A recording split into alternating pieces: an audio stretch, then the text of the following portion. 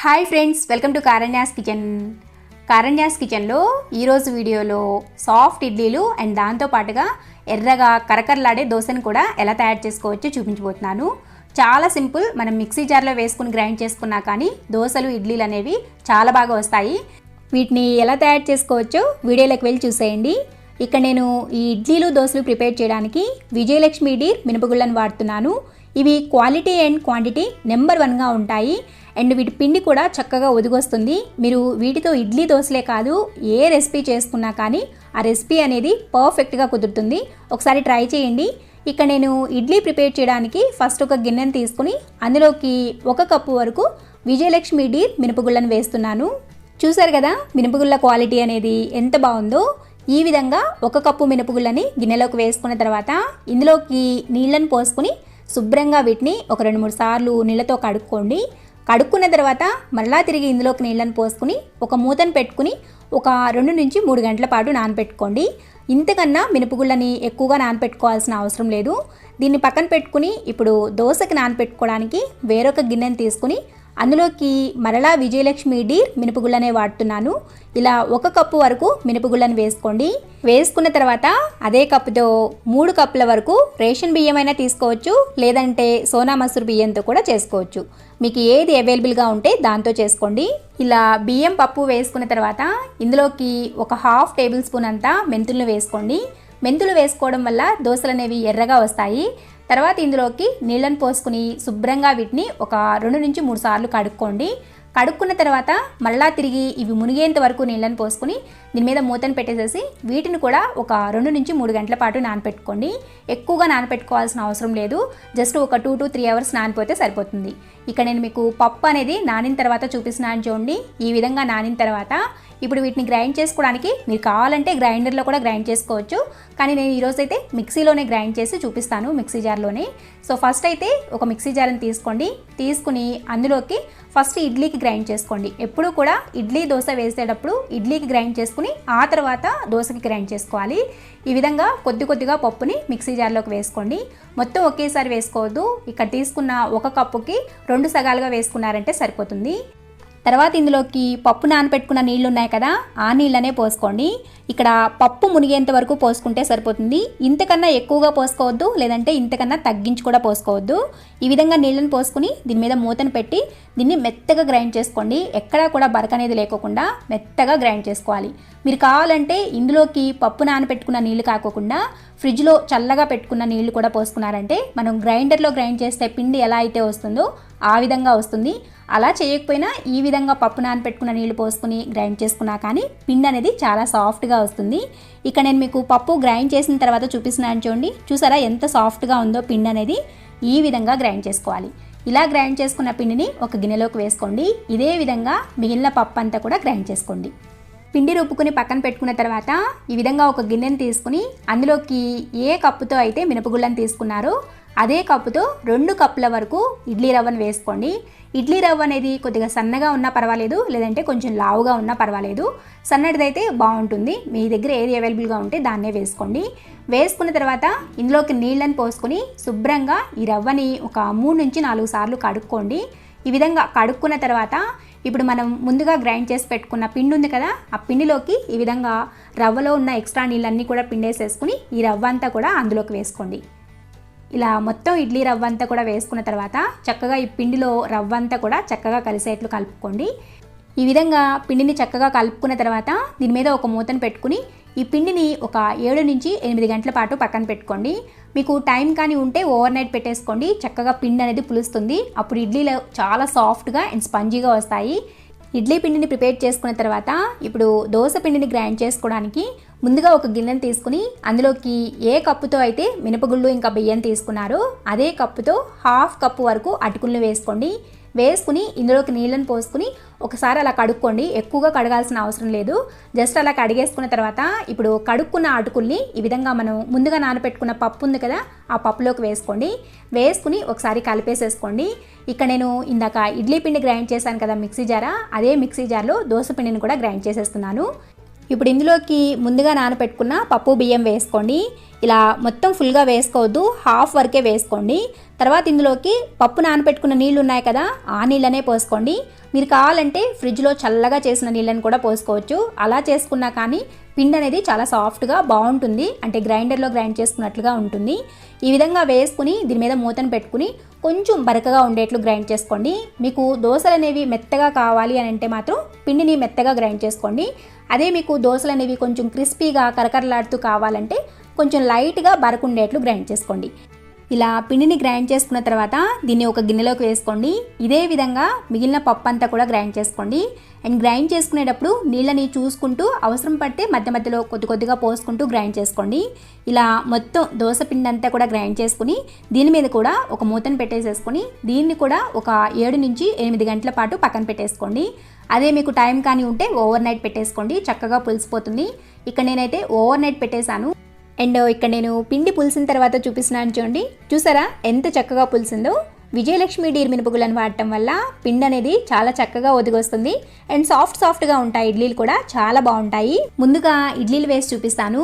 ఇడ్లీలు వేసుకోవడానికి ఒకసారి పిండిని కలుపుకోండి. ఇడ్లీ పిండిని కలుపుకున్న తర్వాత మీరు మొత్తం ఈ పిండితో ఇడ్లీలు ఒకేసారి చేసుకునేట్లయితే ఇందులోనే సాల్ట్ వేసుకుని కలుపుకోండి.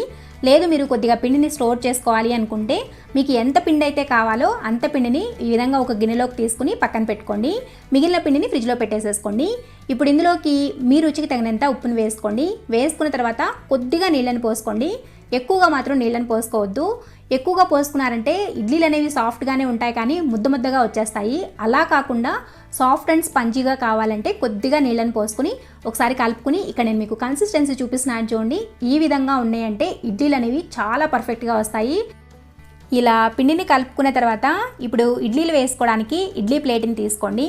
ఇడ్లీ ప్లేట్కు నూనె ఏమీ అప్లై చేయొద్దు, జస్ట్ నీళ్ళతో ఒకసారి కడుక్కోండి. కడుక్కున్న తర్వాత ఇందులోకి మనం ముందుగా ప్రిపేర్ చేసి పెట్టుకున్న ఇడ్లీ పిండి ఉంది కదా, ఆ పిండిని ఈ విధంగా వేసుకోండి. ఇక్కడ నాకు చేత్తోనే అలవాటు, అందుకని చేత్తో వేస్తున్నాను. మీరు కావాలంటే గరిటెతో కూడా వేసుకోవచ్చు.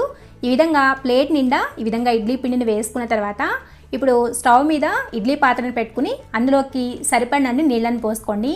నీళ్ళు అనేవి పాత్ర ఉన్న వెడల్పుని బట్టి ఆధారపడి ఉంటుంది, అందుకని నేను కరెక్ట్గా మెన్షన్ చేయటం లేదు. ఈ విధంగా నీళ్ళని పోసుకుని ఇప్పుడు ముందుగా ప్రిపేర్ చేసి పెట్టుకున్న ఇడ్లీ ప్లేట్ ఉంది కదా, ఆ ప్లేట్ను ఈ విధంగా పెట్టుకోండి. పెట్టుకున్న తర్వాత మూతను పెట్టుకుని ఫ్లేమ్ని హైలో పెట్టుకుని ఒక 10 నుంచి 15 నిమిషాల పాటు ఉడికించుకోండి. చక్కగా 10-15 నిమిషాల్లో మనకి ఇడ్లీలు అనేవి రెడీ అయిపోతాయి. ఇక్కడ నేను మీకు చూపిస్తున్నాను చూడండి. ఒక 10 నిమిషాలు అయిన తర్వాత ఇలా చేత్తో తడి చేసుకుని జస్ట్ అలా ఇడ్లీ మీద టచ్ చేశారంటే ఎక్కడ మనకి పిండి అంటుకోవట్లేదు అంటే ఇడ్లీ అనేది పర్ఫెక్ట్గా ఉడికిపోయినట్లే. ఇలా ఉడికించుకున్న తర్వాత స్టవ్ ఆఫ్ చేసి ఇప్పుడు ఇడ్లీ ప్లేట్ని తీసి ఒక 20 నుంచి 30 సెకండ్ల పాటు పక్కన పెట్టుకోండి. ఒక 20-30 సెకండ్లు అయిన తర్వాత ఈ విధంగా షార్ప్గా ఉండే స్పూన్ తీసుకుని దాన్ని నీళ్ళతో ఒకసారి తడి చేసుకోండి. తడి చేసుకున్న తర్వాత ఈ విధంగా ఇడ్లీని తీసేసుకోవడమే. చూసారా ఎంత సాఫ్ట్గా ఉన్నాయో అండ్ చాలా తెల్లగా మల్లెపువ్వుల్లాగా ఎంత బాగున్నాయో. చాలా సాఫ్ట్గా అండ్ స్పంజీగా ఉంటాయి. ఇక్కడ నేను మీకు ఒక ఇడ్లీ కూడా తుంపి చూపిస్తాను చూడండి. చూసారా ఎంత సాఫ్ట్గా స్పంజీగా ఉన్నాయో, చాలా టేస్టీగా కూడా ఉంటాయి. మనకి బయట కొనుక్కున్నప్పుడు ఎలాంటి టేస్ట్ అయితే ఉంటుందో అదే విధంగా ఉంటుంది. మిక్సీలో గ్రైండ్ చేసుకున్నాం కదా బాగుండవు అని అనుకోవద్దు, చాలా చాలా టేస్టీగా వస్తాయి. ఈ విధంగా ప్రిపేర్ చేసుకుని దాని మీద కొద్దిగా పొడి కారం జల్లుకుని అండ్ కాస్త నెయ్యి వేసుకుని మధ్యలో పల్లి చట్నీ కానీ లేదంటే కొబ్బరి చట్నీ కానీ నంచుకుని తిన్నారంటే అద్భుతంగా ఉంటుంది. ఒకసారి ఈ విధంగా ట్రై చేసి చూడండి, మీకు తప్పకుండా నచ్చుతుంది. ఈ విజయలక్ష్మి డీర్ మినపగుళ్ళు సూపర్ మార్కెట్తో పాటుగా ఆన్లైన్లో అమెజాన్లోను ఇంకా బిగ్ బాస్కెట్లో కూడా దొరుకుతాయి. బిగ్ బాస్కెట్లో హైదరాబాద్, విజయవాడ, విశాఖపట్నంలో మాత్రమే డెలివరీ ఆప్షన్ ఉంది. మీరు వీటిని ఆన్లైన్లో కొనుక్కోవాలి అంటే అమెజాన్ ఇంకా బిగ్ బాస్కెట్ లింక్స్ అనేవి కింద డిస్క్రిప్షన్ బాక్స్లో ఇస్తాను చూడండి. ఇప్పుడు నేను మీకు దోశ కూడా వేసి చూపిస్తాను. ఇది రోడ్ సైడు మనకి డిఫరెంట్గా వేస్తూ ఉంటారు కదా, అలాంటి వాటిలో ఒక డిఫరెంట్ దోశ నేను మీకు చూపిస్తాను. షెజ్వాన్ చీజ్ దోశ చాలా చాలా బాగుంటుంది. పిల్లల నుంచి పెద్దవాళ్ళ వరకు ఎంజాయ్ చేస్తూ తింటారు. ఒక్కసారైనా ఈ విధంగా ట్రై చేసి చూడండి. ఫస్ట్ అయితే దోశ పిండిని ఒకసారి కలుపుకోండి. కలుపుకున్న తర్వాత మీకు ఎంతైతే పిండి కావాలో ఆ పిండిని సపరేట్గా ఒక గిన్నెలోకి తీసుకోండి. తీసుకుని మిగిలిన పిండిని మూత పెట్టేసేసుకుని ఫ్రిడ్జ్లో పెట్టేసుకోండి. ఈ తీసుకున్న పిండిలోకి సరిపడినంత ఉప్పును వేసుకోండి. మీ టేస్ట్కి తగ్గట్లుగా వేసుకోండి.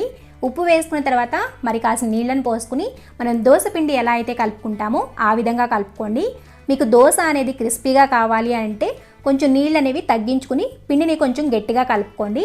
అదే మీకు సాఫ్ట్గా కావాలి అని అనుకుంటే కాస్త నీళ్ళు ఎక్కువ పోసుకుని పిండిని కలుపుకోండి. మరీ ఎక్కువగా కాదు, జారుగా కలుపుకుంటే సరిపోతుంది. ఈ విధంగా దోశ పిండిని కలుపుకున్న తర్వాత ఇప్పుడు ఈ పిండిని పక్కన పెట్టేసుకుని స్టవ్ మీద దోశ వేసుకోవడానికి ఒక ప్యాన్ని పెట్టుకోండి. ఇక్కడ నేను ఐరన్ తవా మీద చేస్తున్నాను. మీరు కావాలంటే నాన్ స్టిక్ ప్యాన్ మీద కూడా వేసుకోవచ్చు. ఫస్ట్ ఐరన్ తవా అయితే కొద్దిగా నూనె డ్రాప్ వేసుకుని దాని మీద ఉల్లిపాయతో ఈ విధంగా రుద్దుకోండి. అదే నాన్ స్టిక్ అయితే జస్ట్ ఒక డ్రాప్ నూనె వేసుకుని టిష్యూ పేపర్తో కానీ లేదంటే క్లాత్తో కానీ తుడుచుకోండి, సరిపోతుంది. తర్వాత ప్యాన్ అది వేడైన తర్వాత మనం ముందుగా కలిపి పెట్టుకున్న దోశ పిండి ఉంది కదా, ఆ పిండిని ప్యాన్కి సరిపడినంత వేసుకోండి. వేసుకుని ఈ విధంగా దోశలాగా స్ప్రెడ్ చేసుకోవడమే. దోశ వేసుకున్న తర్వాత ఆ పైన పచ్చిదనం పోయేంత వరకు కొద్దిసేపు దోశని కాలనివ్వండి. ఈ విధంగా కాలిన తర్వాత దాని మీద 1 టేబుల్ స్పూన్ అంతా షెజ్వాన్ చట్నీని వేసుకోండి. మీరు అంత స్పైసీ తినలేరు అనుకుంటే 1 టీ స్పూన్ వరకు కూడా వేసుకోవచ్చు. వేసుకుని ఈ విధంగా దోశకు స్ప్రెడ్ చేసుకోండి. ఇలా స్ప్రెడ్ చేసుకున్న తర్వాత దీని మీద సన్నగా తరిగి పెట్టుకున్న ఉల్లిపాయ ముక్కల్ని కూడా వేసుకోండి. తర్వాత సన్నగా తరిగి పెట్టుకున్న పచ్చిమిర్చి ముక్కలు అండ్ కొద్దిగా కొత్తిమీరని కూడా వేసుకోండి. తర్వాత చీజ్ని ఈ విధంగా గ్రేట్ చేసుకుని వేసుకోండి. మీరు ఇక్కడ తీసుకునే షెజ్వాన్ చట్నీ అయినా ఉల్లిపాయ ముక్కలైనా లేదంటే దోశ మీద వేసుకునే ఏవైనా కానీ మీకు నచ్చినట్లుగా మీ టేస్ట్కి తగ్గట్లుగా అడ్జస్ట్ చేసుకుని వేసుకోండి. వేసుకుని ఇక్కడ నేనైతే బటర్తో కాలుస్తున్నాను. మీరు కావాలంటే నెయ్యితో కాల్చుకోవచ్చు, లేదంటే నూనెతో కాల్చుకోవచ్చు. మీ ఇష్టం, మీకు ఎలా నచ్చితే అలా కాల్చుకోండి. ఇక్కడ చూసారు కదా ఎంత చక్కగా ఎర్రగా కాలిందో, చాలా బాగా వచ్చింది. ఒక్కసారి ఈ విధంగా ట్రై చేయండి. ఎప్పుడూ వేసుకోకపోయినా నెలలో ఒకసారో లేదంటే 2 నెలలకు ఒకసారైనా ఇలా షెజ్వాన్ చీజ్ దోశ వేసుకుని ట్రై చేయండి. చాలా ఉన్నాయి డిఫరెంట్గా. బట్ ఇది ఈరోజు నేను మీతో షేర్ చేస్తున్నాను. చాలా టేస్టీగా ఉంది. చూసారు కదా ఎంత చక్కగా కాలిందో. ఇలా కాల్చుకున్న దోశను వేడివేడిగా మీకు నచ్చిన చట్నీతో సర్వ్ చేసుకోండి. ఇలా ఇంట్లో చేసుకుంటే బయట వెళ్ళి తినాల్సిన అవసరం ఏమని చెప్పండి. మనం చేసుకునే దాంట్లోనే ఆ తృప్తి వేరుగా ఉంటుంది. ఒక్కసారి నేను చెప్పినట్లుగా ఈ విధంగా ఇడ్లీ దోశల్ని ట్రై చేసి చూడండి, మీకు తప్పకుండా నచ్చుతుంది. ట్రై చేశాక మీకు ఎలా వచ్చిందో మాత్రం కింద కామెంట్ సెక్షన్లో కామెంట్ చేసి చెప్పండి.